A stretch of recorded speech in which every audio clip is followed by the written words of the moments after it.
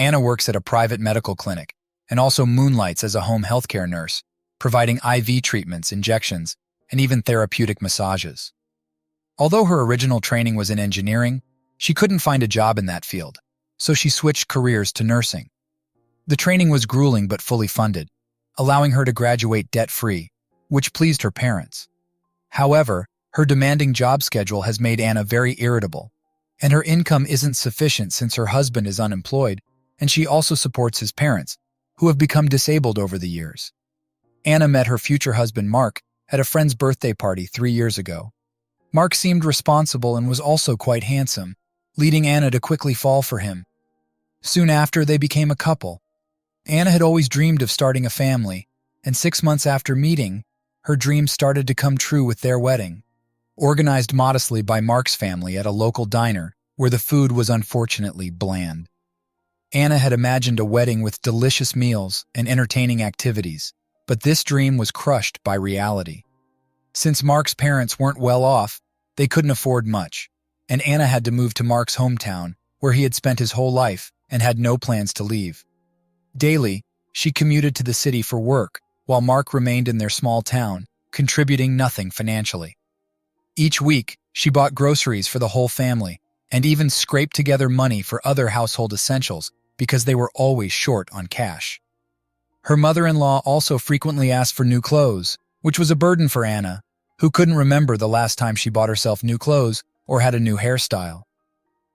When Anna became pregnant, she convinced Mark to move closer to the city.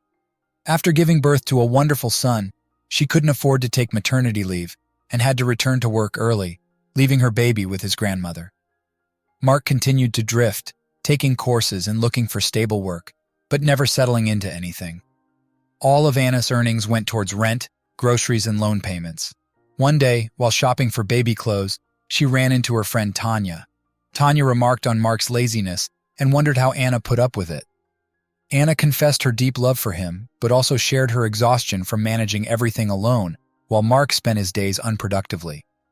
Their conversation continued at Anna's house, where Tanya was amazed by how neat and organized everything was, despite Anna's heavy workload. Tanya asked who did all the housework, and Anna replied that she managed everything herself, since Mark spent most of his time on the computer or just resting. She revealed that her in-laws were also a burden as they couldn't help around the house due to their health issues and couldn't live independently without her care. Mark had been laid off from his job, prompting Anna to take on more work, setting up IV treatments, and performing other nursing tasks at home.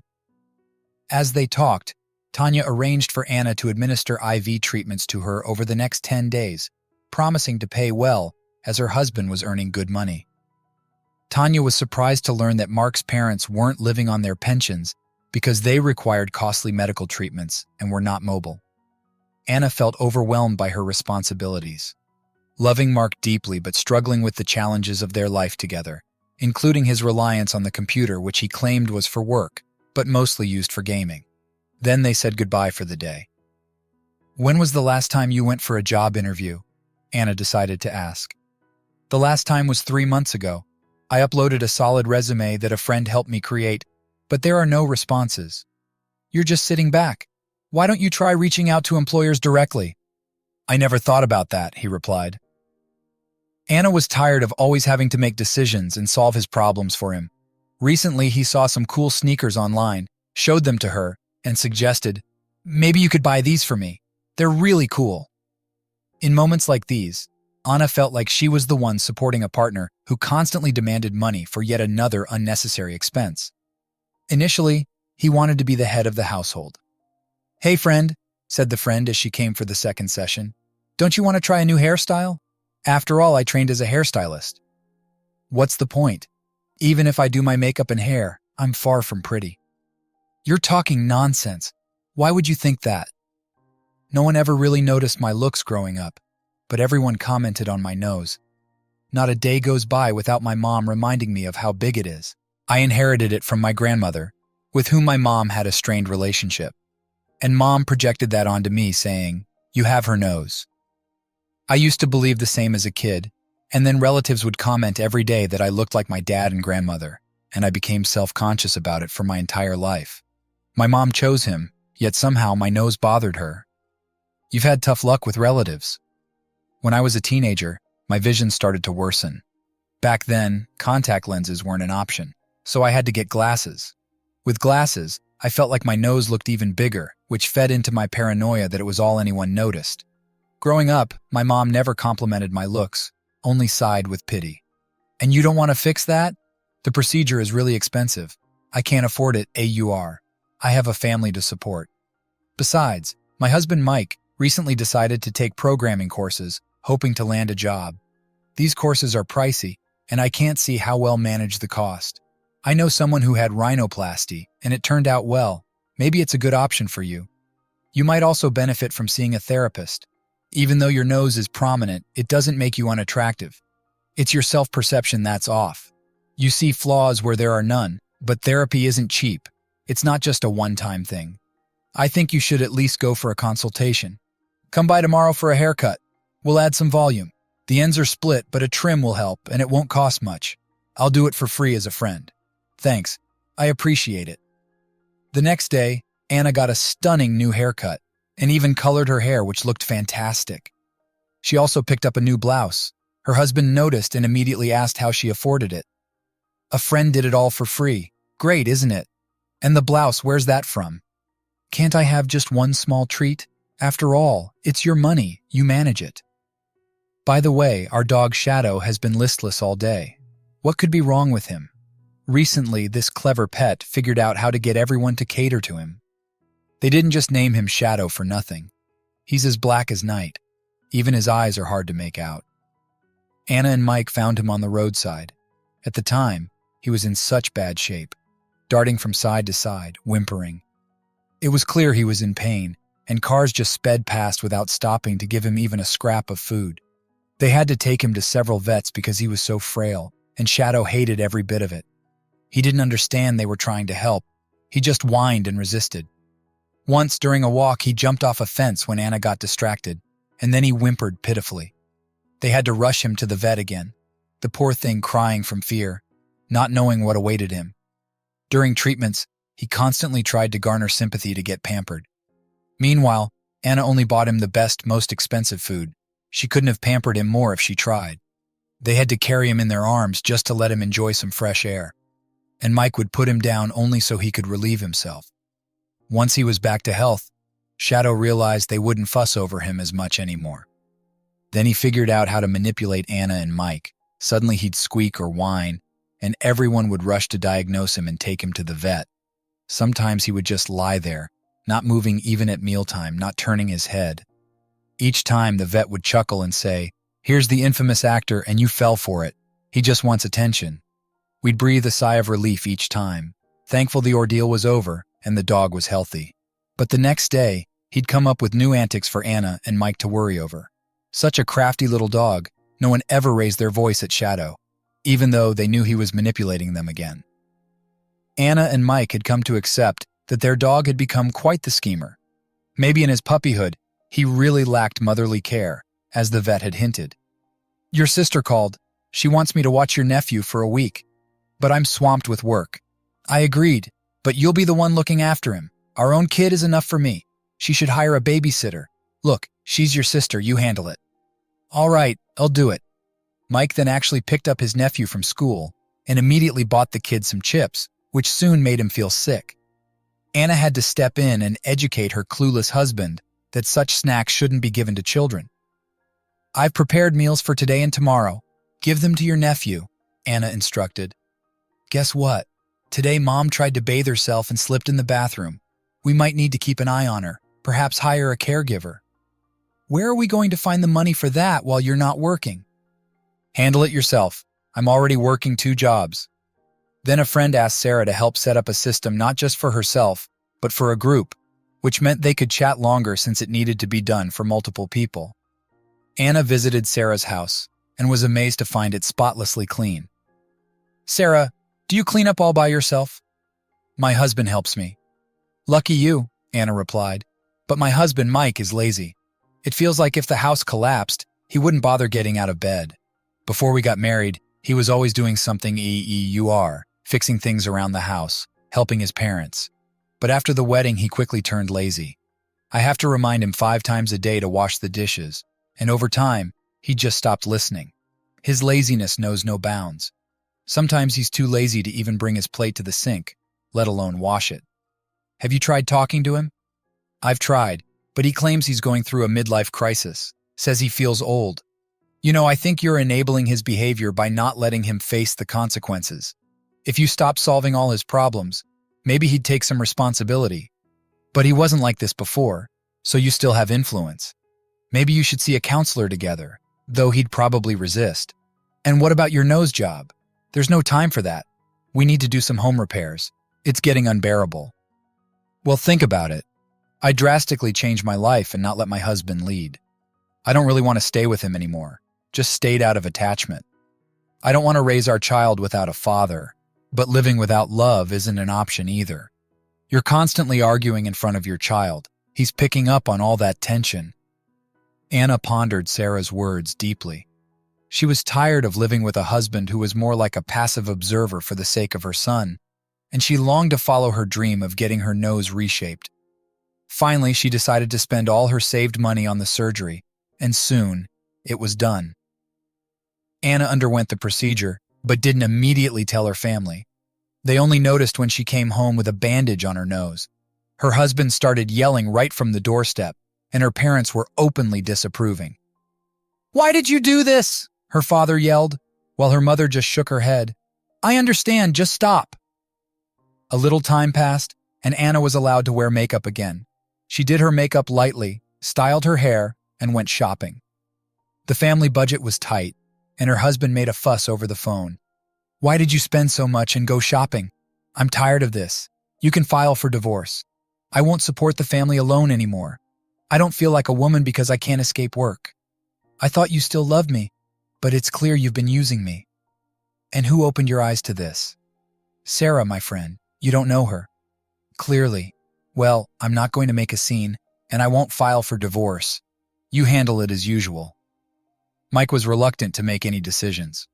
"I'll keep Shadow. I found him. That's your right." They divorced quickly, and Anna retained custody of their young son. Time passed swiftly, and Anna struggled. She was laid off from the upscale clinic, and a significant portion of their savings vanished. Her son frequently fell ill, requiring expensive treatments, and even her parents created stress with their home renovations, which were costly. Yet life was still simpler than when she lived with Mike and his parents. Anna remained single for about a year, unwilling to enter another relationship for fear of another freeloader living off her hard work as her ex-husband had. But as the seasons changed, Anna felt the urge not to remain alone any longer. As spring arrived, she longed for change and a bit of romance. Initially, she tried online dating, but encountered many scammers, including one who pretended to need money for a ticket to visit her. Her friend warned her about such fraudsters. When Anna discussed her online dating experiences, she also tried meeting people in nightclubs, but it was futile. Everyone there was just looking to have fun. Serious relationships didn't seem to interest the younger crowd, and having a child made it even harder for Anna to meet someone new, causing her to nearly lose hope. However, luck finally found her. Anna met her new partner Tony at a pizzeria where she worked evenings during a buy one get one free pizza promotion. She wanted to get to know the charming blonde man, but he playfully took offense after discovering the free pizza wasn't a personal gift, but part of a promotion. Nonetheless, they fondly recall this quirky beginning. Tony had a tragic past, having lost his girlfriend at a young age and spent years grieving deeply, not even socializing with friends. He believed he could never love again, convinced he was a one-woman man. But fate offered him a new start to UR, a free pizza from Anna, and Anna herself as a new partner in his life. Anna was captivated by Tony. He had a stylish haircut, was well-groomed, dressed impeccably, frequented the gym, and always kept up with fashion trends, wearing only top-quality clothes. He was quite the charmer, turning many heads, but he chose a down-to-earth girl. It seemed he needed someone who loved herself. Anna, however, never paid much attention to her appearance. Her natural features meant she was slim, without having to diet like others. Her blue eyes and black hair made her look distinctive, yet she rarely remembered to use makeup. By her 30s, she had just learned to apply foundation and simple eyeliner looks. Well, and maybe brush her eyebrows for a tidier appearance. She never altered anything on her face, and since her recent rhinoplasty, Styling her hair or dressing up were chores reserved for holidays or weekends. Her new husband had always seen her as low maintenance, not overly fussy. She loved wearing trendy jeans. She owned about 20 pairs and an array of colorful t-shirts. When it came time to meet Tony's family, she was impressed by how polished his mother and sister were. His mother, still youthful at 60, looked stunning with always perfectly applied lipstick in an elegant matte finish, and her nails covered with a simple clear polish, though her eyes were strikingly highlighted. When Joan Edwards first met Anna, she was in heels and a chic dress. Anna had thought such welcomes were rare, but no, that's how guests were always greeted in the Edwards family, even if it was just for tea and cake. The women always presented themselves impeccably. "You all look so lovely and youthful," Joan would tell Anna and Tony's sister with a smile. "I secretly admire you. I wish I could look as glamorous at your age," Anna responded, although she never really wanted to spend so much time and effort on her appearance, nor was she skilled with cosmetics. Anna quickly became friends with her mother-in-law. If something was not to her liking, she never made a scene or openly expressed her feelings. But with Tony's sister, things were different. She could speak her mind. Julie was slightly older than Anna, 35 years old, married for 10 years with one beautiful child, a girl. Julie's voice was so captivating that it was impossible to ignore her. She always dressed as if she were going to a high-end restaurant, no less. She was very attractive, and it didn't surprise Anna that she even wore makeup when staying at home. Julie often showed Anna her outfits, and once decided to showcase her loungewear, which included mostly real silk ensembles, so luxurious that Anna had only seen similar ones on TV dramas.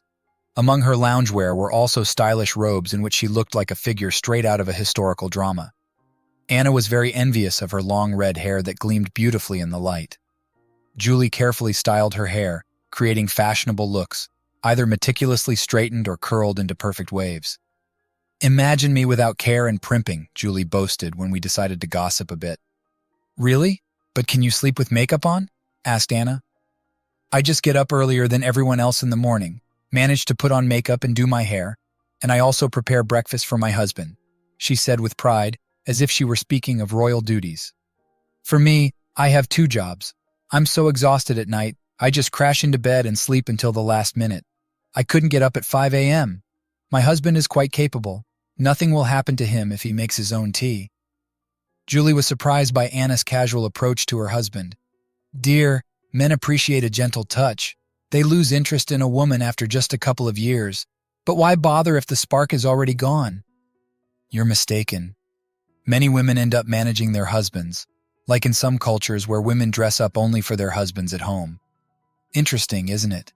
In America, some women might go to bed with their hair in rollers and their face slathered in cream, and that's considered mild. There are those who don't bother at all, not to mention, they cook the same old meals. That's why some men end up straying," she concluded. Anna knew that in Tony's family, all the women were obsessed with self-care, but she believed it shouldn't become an all-consuming pursuit or dictate one's entire lifestyle. She returned home deeply pondering what Julie had told her, but decided it was futile to try to keep a man by changing her appearance. If he decided to leave, no amount of makeup would stop him. Half a year passed since Anna's last conversation with Julie. Anna had been very busy at work, had saved up for a vacation, and they went on a belated honeymoon. She had no time for Julie's advice. Suddenly, she remembered that Sylvia's birthday was coming up. Her mother-in-law had called and warned a month in advance. "Tony, isn't your little sister celebrating her birthday tomorrow?" Anna asked, puzzled. "Understand. Julie is having some issues right now. She's at her parents' house," Tony replied. "What's wrong? Are the kids sick? Is her husband in the hospital?" Anna worried for Julie since she had become a good friend, enjoyable to talk with and spend time with. "Well, here's the thing. Her husband cheated, left her." Tony also seemed concerned for his sister. Anna was puzzled as to why this happened, considering Julie always saw herself as the ideal beauty and the perfect wife. She'd put so much effort into creating a cozy home environment. Isn't that every man's dream, to have a beauty at home, a cozy environment?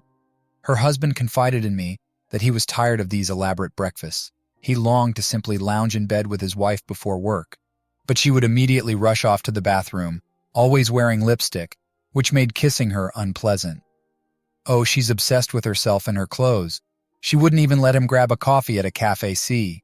insisting he come home for a feast instead. Tony even knew her husband's new girlfriend, you see. She's so laid back, doesn't fuss over him, and he likes that. The less we love. Do you also think a woman shouldn't wear lipstick? Well, I like when they're just well-groomed. Like when you use lip balm. Tony decided to tease a bit and said he likes beautifully glossed lips. Should I have gotten my nose done? What do you think? Or was I better off natural? But he dodged the question, claiming his stomach suddenly hurt. In Anna and Tony's life, a funny incident occurred. Anna wasn't good at cooking, having always ordered food from restaurants because she believed she had two left hands. Once, she decided to cook chicken in foil for Tony, but it didn't go well. The chicken turned out too dry. He poked at it, tried it, and accidentally made a bad joke. Anna was very upset and even cried. Having put a lot of effort into her first dish for Tony, she immediately threw the chicken in the trash and then ran to her room. Tony ran after her with the chicken he had retrieved from that infamous bin and yelled, "Such tasty chicken! I've never eaten anything so delicious." Later, Anna and Tony laughed for a long time when they remembered this story. "Anna, soon our little one will be 2 years old. You found a new job. Who will we leave Vadya with? Take him to your ex? He won't be waiting. I'll call my parents, maybe mom will agree. She's retired right now." Tamara agreed to watch the grandson for a week, and she did as she pleased, the TV blaring non-stop during that time.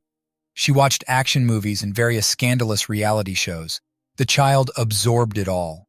Tamara can't stand silence. It scares her to be alone, and the TV gives her a sense of company. Vadya even started repeating every commercial. "Listen, Anna, maybe tell your mom to turn down the TV. She does, but then turns it back up. I told her that she can watch it as loud as she wants at her own home, but at ours, she should keep it off. Imagine, yesterday she wrapped Vadya in 2 jackets, said it was cold outside. Who's cold, him or Grandma? I couldn't tell. It's always Grandma who's cold," Tony joked. At home, she stopped opening the windows, afraid the child would catch a cold. "I don't remember. Maybe I was raised the same way." Not long ago, she even gave me a bill for babysitting, claimed she had given up a good side job, and her pension isn't enough. Maybe then we'll hire a regular nanny. She'll do everything you say, maybe even take him to sports practice, which we'll arrange. Oh, you know, I wouldn't want such nannies right now. Who knows what they're thinking? She'll still be indifferent to the child, but this is his own grandmother. Let's hire a nanny and install a camera in the nursery. Then we can monitor her. What a good idea. You're a genius. Anna and Tony bought a hidden camera, hired a woman to sit with the child, teach him, feed him, put him to sleep, wash his clothes, and clean his room. However, Anna felt she was betraying her child as she began to see Vadya much less. He was growing up practically without her attention, unsure what consequences such upbringing might lead to in the future. But there was no other option since Anna had already found a good job. Anna had to work as a caregiver for a wealthy family, caring for an elderly grandmother who already had dementia. Fortunately, Anna had a medical background and had gained valuable experience while taking care of her first husband's parents, which is why she was hired for this well-paid job. The elderly woman she was to look after was over 80 years old and somewhat hard of hearing, which meant Anna had to speak loudly to communicate with her. The most challenging part was bathing the elderly woman. It required lifting her from the bed and carrying her to the bathroom. Polly was fearful of slipping, having stopped bathing on her own. Anna treated her with great respect, even though Polly often forgot things, had difficulty walking, and was completely dependent. Sometimes, Polly would forget that Anna was her caregiver and would look at her frightened, asking, "Who are you?" "I'm your caregiver. My name is Anna," and this would happen several times a day. Anna felt very sorry for Polly, who sometimes didn't recognize her own children. This job paid very well, allowing Anna and Tony to afford more. Meanwhile, Anna reviewed footage from the nanny cam and decided to dismiss the nanny because she raised her voice at the child and lied about taking him for a walk. It was becoming very difficult to find a decent nanny who could at least partially replace a mother. Tony also worked, but as a driver for a wealthy family, he wasn't idle like her first husband. He even did the cleaning at home when necessary. He was very tidy, and the thought of lying on the sofa all day was unimaginable to him. He was a true provider. Remember, you don't need to think about your ex-husband. It's unpleasant. "Sorry. Imagine, today I found a sick kitten on the street and couldn't just walk by," Tony said. The kitten was whimpering in a box in the corner of the room. "Oh, he's so skinny. Shall we keep him? But he needs treatment, and I wonder if he'll get along with our shadow. What can we do? I'll take him to the vet tomorrow. Let's name him Whisker. By the way, my mother Joan is coming today.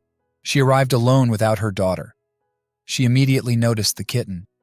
"Oh, he's so sick. Why bring such a thing home?" "Couldn't help it. Otherwise he would have perished." "Well, you could have gotten a purebred one." After having tea and cake with the young couple, Joan quickly left as she had many things to do. Tony took Whisker to the vet, who prescribed home treatment.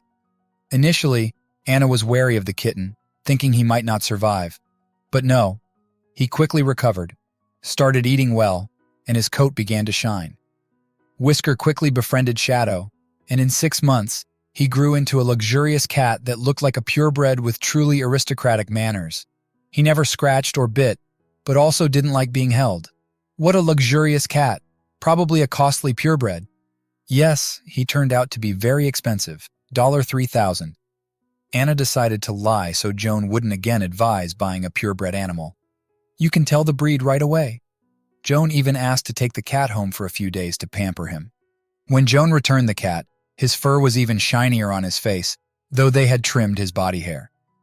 A few days later, Anna's phone rang unexpectedly. She usually received calls related to her work, but this time, the caller ID flashed the name of an old friend, Linda. "Oh, Anna, hello. Maybe we can meet." "Yes, I'd be delighted. Come to my house," Linda's voice chirped through the speaker, brimming with enthusiasm. Anna agreed, always happy to reconnect with a friend from her past. Linda arrived later that day bearing a homemade cake a sweet gesture that warmed Anna's heart. But as soon as Linda stepped through the door, her gaze immediately shifted to Tony, Anna's attractive husband. "Where's that husband, Mike? I divorced. We haven't seen each other for so long. Meet Tony, this is him. Very nice," Anna introduced them, hoping to bridge the awkwardness she sensed creeping in. As soon as Anna excused herself to fetch some coffee, Linda seized the opportunity to flirt with Tony, who, sensing the discomfort, excused himself under the pretense of needing to cook something in the kitchen. He was cautious, wary of stirring any jealousy in Anna. "You live well," Linda remarked, looking around the beautifully decorated living room. "I also left my husband and am currently unemployed." Her tone hinted at a mix of admiration and slight envy. She quickly changed the subject. "I wanted to ask if I could wear some of your dresses. Will you allow it?" Her request took Anna by surprise. "Did you come here for that? I thought you came to see me," Anna replied, slightly taken aback by the forwardness of the request. Nevertheless, she opened her wardrobe, revealing a collection of fashionable, branded clothes she had acquired from her recent success. Linda's eyes widened in awe. "I'll try on this dress. You don't mind?" Linda asked, pulling a particularly stunning piece from the collection. "Of course, but please return it in good condition," Anna responded, trusting her friend. Unfortunately, the trust was misplaced. Linda later returned the dress with a noticeable coffee stain that proved impossible to remove, forcing Anna to discard her favorite dress. "What a friend you have," Tony mused pensively later that evening. "She even ruined your favorite dress. Please don't invite her here again." "I'm shocked myself. She never used to behave like this. She's just jealous," Anna sighed, trying to rationalize Linda's actions. "Didn't you realize that?" Tony asked gently. "I didn't expect such behavior from her. She was never jealous before. Well, she's having a tough time, and now she's envious that we're finally doing well." Anna often found herself puzzled by the complexities of human behavior and motivations. She regularly turned to Tony for advice, relying on his insights and support to navigate the subtleties of interpersonal relationships.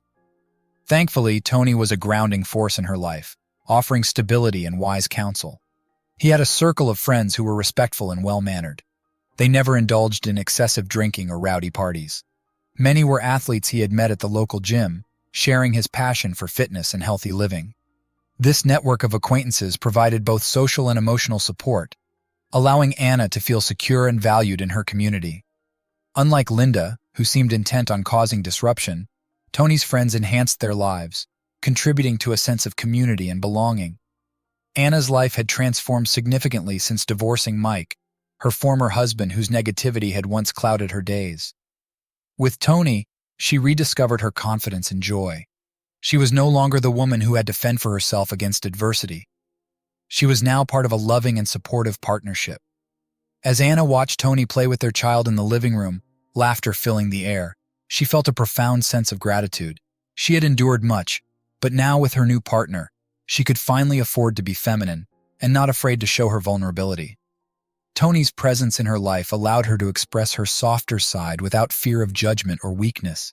Together, they were building a happy, healthy family, leaving the shadows of the past firmly behind them. Anna had found not just a spouse in Tony, but a true partner who celebrated her strengths and supported her through her challenges. As they planned for the future, Anna felt a renewed sense of hope and excitement, eager to see what new joys their shared life would bring.